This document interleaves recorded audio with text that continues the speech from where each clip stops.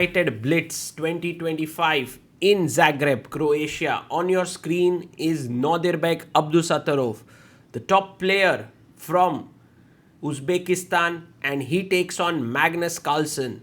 Magnus, on a roll in this tournament, is leading it and hasn't lost a single game in Blitz. But Nodirbek is having an amazing day too over here in Blitz. He's already scored several wins. He managed to beat Fabiano, then Gukesh, drew with Wesley, beat Pragnananda, drew with Duda until now. So he's looking in good shape and the players are ready. We are about to go. Let's get it rolling. E4 by Nodirbek. And Magnus thinks for a bit and plays the Sicilian. That's going to be exciting. Knight comes out to f3, knight to c6 and d4, the open Sicilian. Pawn takes, the knight comes out to f6, knight c3. And Magnus plays the Sveshnikov, d6 and bishop e2. This is a rarely played move. Main moves are bishop g5 and knight d5. Bishop e2, only 245 games until now, which is why Magnus is thinking a bit. The main line goes a6, knight a3, b5. And then knight d5 and you sacrifice this pawn and it's very complicated, but in general black is doing very well. But the thing is, Nodirbek recognized that Magnus is not prepping much like at top level right now, so he went for this line and now this allows Nodirbek to get his knight into the play. b5 would have prevented that, and knight c4 gives white a very nice small edge, which is what Nodirbek is very happy with now. Knight c4 is on the board. The knight is going to e3 followed by going to d5. Well, this is exactly what happens when you play an opening surprise and your opponent doesn't play the sharpest line, and then you do get an opportunity to play for the advantage. Now knight d4 played here by Magnus, attacking the bishop on e2. You can castle it out here. You can also move your bishop knight back to e3 looking at d5. Nodirbek is considering his different options. Does bishop e3 make sense? Does bishop g5 make sense now? All of this, he goes bishop d3. He maintains the bishop, but you have to be careful about such moves. Bishop e4 and now taking the knight on c4. But Magnus goes for a more solid approach. He's like, okay, my position is good and I just don't want to get into any tactics. But turns out that positionally now, Nodirbek is much better. His e4 pawn is protected. d5 square. d5, I think as a move is no longer possible. It would be pretty bad if you play it. And so overall, white is in complete control, it seems, out of the opening. Magnus will have to be super creative now. Maybe rook c8 is one move. He goes rook c8 and knight d5, instantly played by Nodirbek. And he's going to now kick this knight away with c3. So black, what has he got? You can see Magnus feeling a bit of discomfort with this position for sure. Wondering what should black do here. Knight takes d5 is met with e takes d5, attacking the bishop, opening up the diagonal. So that doesn't sound good. What else to do here is the big question. Nodirbek looking super confident like he does always, swiveling a knight in his hand there. And Magnus rightly taking his time here, because if he doesn't take his time and starts playing quickly, he will almost land into a very bad position. One of the ways to go here is to take on d5 with the bishop, pawn takes, and then maybe going g6. So take, g6, and if c3, then going back knight b5 to c7 and just fighting here, although the position looks bad. Magnus is thought for close to, over a minute here. It's not very common, but this is not out of a very pleasant position that he has.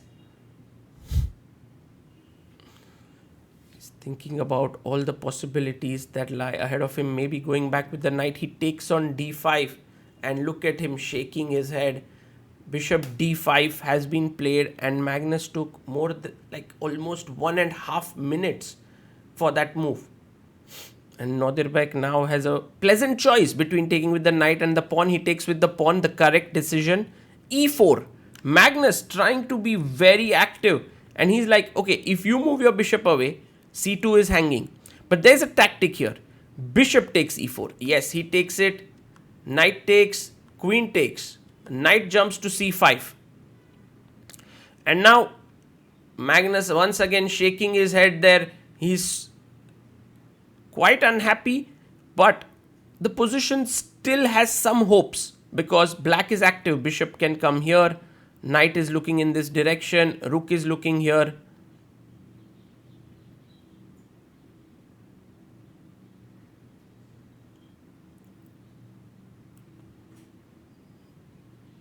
Magnus just getting ready for a big fight up ahead while Nodirbek is thinking how to restructure his position with this advantage. Maybe a move like c3 looks pretty good. The other idea is to go knight f5, queen f4. Yes, he goes knight f5, bishop f6, and queen to f4 looks good. He's attacking the pawn on d6 now. And maybe bishop e5 makes a lot of sense here. Although you do have to worry about some queen g4 business on the g7 pawn, but g6 is possible. Well, in general, bishop e5 seems to be the way to go. But Magnus gets a bit nervous, plays rook e8, and he's going for counterplay. He's like, if you take my pawn here, I'm coming rook e2. And you can't take with the knight because not bishop e5, because queen f7 is hanging, but g5. And after queen g3, only now bishop e5. So this is a very good tactic that Magnus has spotted in this game, that you cannot take this pawn with the knight, but you can take it with the queen, right? You can take here, queen takes d6, and then black must play rook e2, trying to create counterplay here. The position is very, very difficult for black because 2 pawns down, but still playable. Anyway, Nodirbek has been thinking, and I think this is brilliant time management. He takes on d6 with the queen, and Magnus goes knight e4. Well, again, this is missing that rook e2 moment. Takes here, rook takes, and now what Magnus essentially saying, I'm attacking c2, also d5. Knight e3 defends both c2 and d5. So what has Magnus got for that move? Maybe he wants to play bishop d4. So knight e3 played, b5, and c3, he goes a5. It's like, you know, Magnus is playing against the passivity of that bishop. Takes, pawn takes. And now a5 pushing forward, knight comes to c5. So the knight is entering here, trying to attack these two pieces.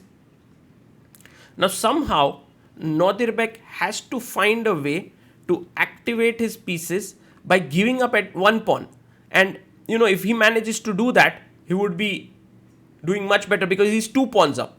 So something like bd2 is an amazing move, but it's so difficult to recognize that you can give up this pawn, rook here, bishop c3, takes, rook fc1, and you've got a great position here like knight d3, rook c2. He finds it here, bishop d2 on the board, he finds it. He's attacking this pawn. Beautiful play by Nodirbek, and also to remember that if knight b3, rook a d1, still 2 pawns up. If knight a5, I have bishop b4. So bd2 played, and Magnus chops off the pawn, rook b1 found by Nodirbek. And now very important to go bishop c3 to have any chance in this game.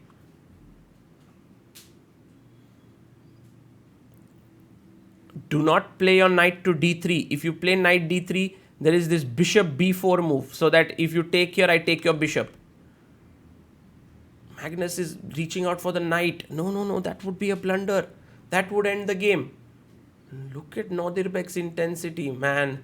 That guy is super intense. He's amazing.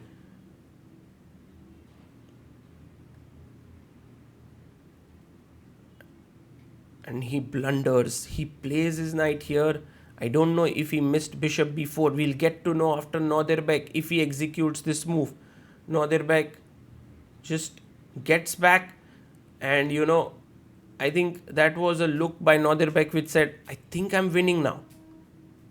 He takes on b4. No, Magnus, I think, had this in mind to take back the pawn, but the problem of this entire thing is that now this a pawn is super strong, and not just is it strong, the remaining white pieces are perfectly positioned. The rook is on the b file, the other rook can go on a1, give more power to the pawn from behind, and smartly Nodirbek pushed the pawn so that if knight takes, he can take with the f pawn, there will be no back rank issues, and his rook would also open up in this direction.